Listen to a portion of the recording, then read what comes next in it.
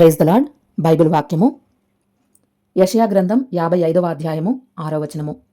యెహోవా మీకు దొరుకు కాలమందు ఆయనను వెతుకుడి, ఆయన సమీపముగా ఉండగా ఆయనను వేడుకొనుడి. యెషయా గ్రంథం 55వ అధ్యాయము 6వ వచనము. ఒకరోజు బంగారము ఇనుము కలిసి ఇలా మాట్లాడుకుంటున్నారు. బంగారము మాట్లాడుతూ, ఇనుము అయిన నిన్ను కొలిమిలో వేసి కాల్చిన తర్వాత నిన్ను కొట్టే దెబ్బలకు నీవు విపరీతమైన సౌండ్ చేస్తావు ఎందుకని?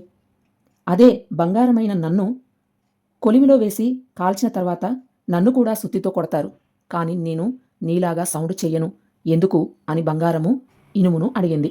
అప్పుడు ఇనుము మాట్లాడుతూ, నన్ను కాల్చిన తర్వాత కొట్టే దెబ్బలు నాతో పెనవేసుకున్న నా తోటి ఇనుముతో తయారు చేసిన సుత్తెతోనే నన్ను కొడతారు.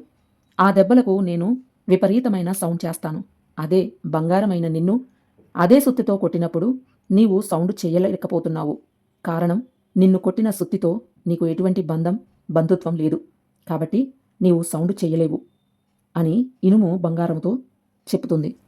ఈ కథలోని నీతి ఏమిటంటే, మన రక్త సంబంధికులు కానివారు, అంటే బయటి వ్యక్తులు మనల్ని బాధపెట్టినా మోసం చేసినా మన హృదయానికి పెద్దగా బాధ అనిపించదు. కొద్దిగా బాధపడినా వెంటనే క్రమంగా ఆ బాధను మర్చిపోతాం. అదే అయినవారు, బాగా కావలసిన వారు, రక్త సంబంధికులు మోసం చేసినా బాధపెట్టినా వారి మాటలు కావచ్చు, పనులు కావచ్చు, అవి మన హృదయాన్ని విపరీతంగా కృంగజేస్తాయి. అవి మనల్ని కోలుకోలేని స్థితిలోనికి తీసుకుని వెళ్తాయి. అందుకే వాటిని తట్టుకోలేక విపరీతంగా బాధపడుతూ అరుస్తూ ఉంటాం. సహోదరి సహోదరులారా, మీ జీవితంలో కూడా ఇప్పటికే అయినవారు కావచ్చు, లేదా నీ సొంత కుటుంబ సభ్యులు, నీ రక్త సంబంధికుల చేత నీవు బాధింపబడి ఉండవచ్చు. అయితే విను, ఈ లోకంలో నీవు ఎవరిని నమ్మినా వారు మిమ్మల్ని మోసం చేస్తారు, లేదా మీ మనసు ఎవరూ అర్థం చేసుకోలేరు. విపరీతమైన మాటలు మాట్లాడతారు. నీతో అవసరం ఉంటే ఒకలా మాట్లాడతారు, నీతో అవసరం లేకపోతే మరొకలాగా మాట్లాడతారు. ఈ మనుషుల తీరే అంత. కానీ మనం ప్రేమించకపోయినా మనల్ని ప్రేమించే ఒక వ్యక్తి ఉన్నాడు.